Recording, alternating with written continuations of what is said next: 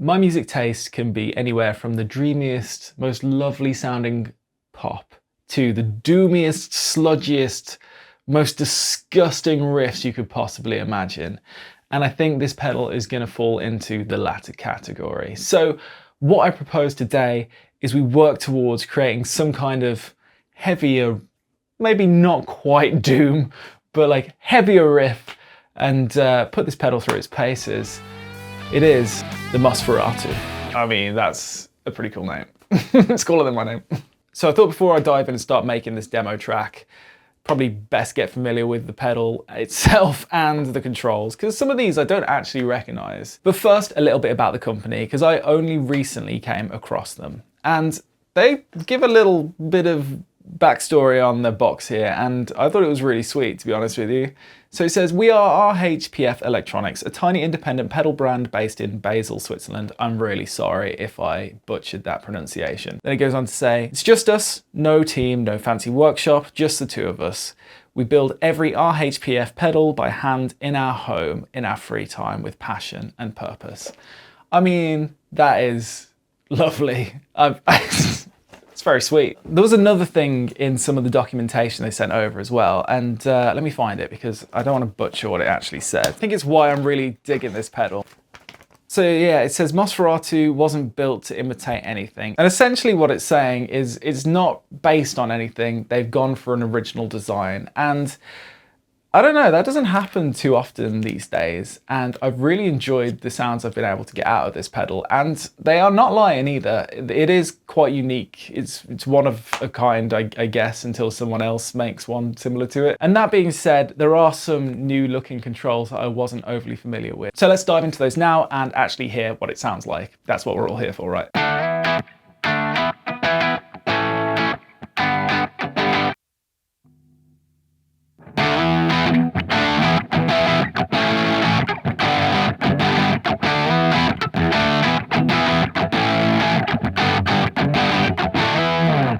So first up, I guess, and quite self-explanatory, is the drive control. And this is a very dynamic drive. It's going to respond to how you play in the lower position, and when you dial it up, it's going to give you a lot of thick saturation. I was really surprised by how versatile the sweep is. You've got a usable drive all the way from, you know, down low and giving you a bit of a boost to, honestly, cranked, which sometimes when you turn things all the way up, it's not as cool as it looks in the movies. It can sound terrible, but this actually sounds pretty cool.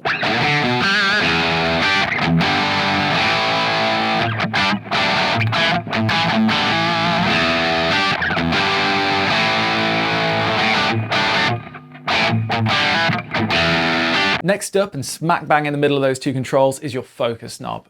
It's not a tone control, which is what I thought it might be when I first saw it. It changes the behavior of the pedal, I'd say. So all the way to the left, it's got a bit of flub to it, and that sounds like a really weird way to describe it because it is a weird way to describe it. But I don't know if you've got like a, I don't know, like a Fender amplifier and you're kind of cranking it, it's got a bit of like a fatness.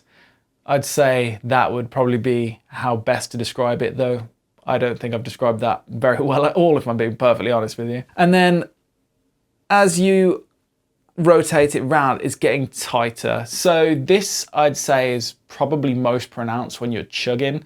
Like if I was playing some kind of strat, loose, licky, riffy things, I'd probably have it all the way left. If I want to chug and, you know, have a really tight sound, then I'd, you know, send it the other way.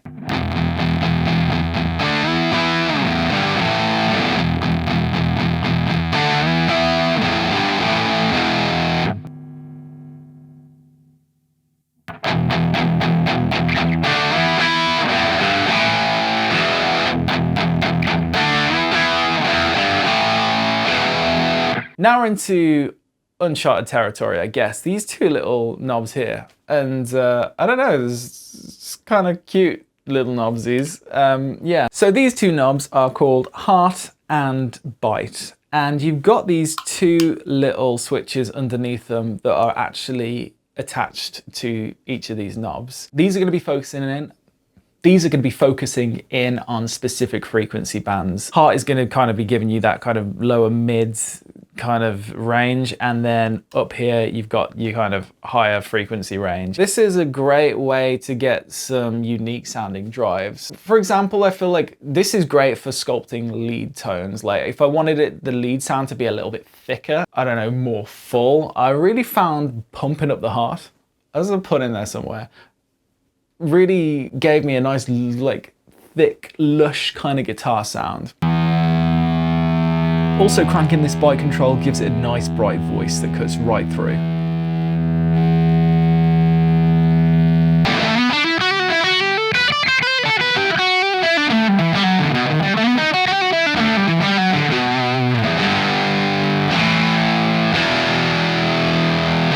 I'd say other than that, no more surprises. You've got an input and an output on the back, standard 9-volt power supply, center negative, and you're away, good to go. So let's start putting this track together.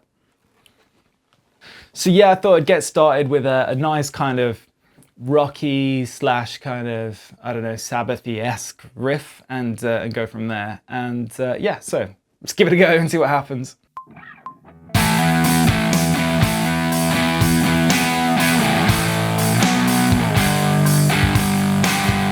I wasn't sure whether to do this, but I thought I may as well give it a go. I'm gonna plug the bass into it and see what happens. Let me get it. Whoa. Let's give it a go.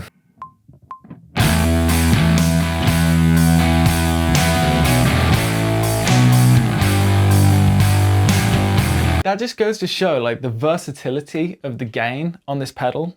It can do bass as well. And I'm gonna say it now, I don't think it's meant to, but it works. And if it works, it's meant to, right? Okay, so I think for the lead parts, I'm gonna do like a dual guitar thing in the bridge position. I think I'm gonna dial the drive up on the pedal, probably dial the focus up as well, just so it's got more attack. And then probably fine tune it with that heart control to give it a bit more oomph.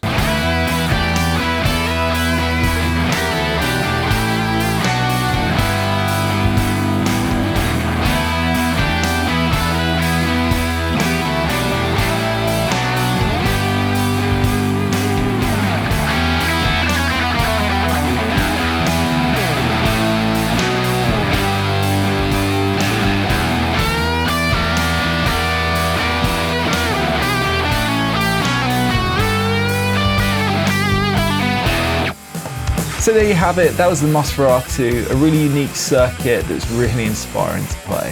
Thanks for watching and catch you again soon.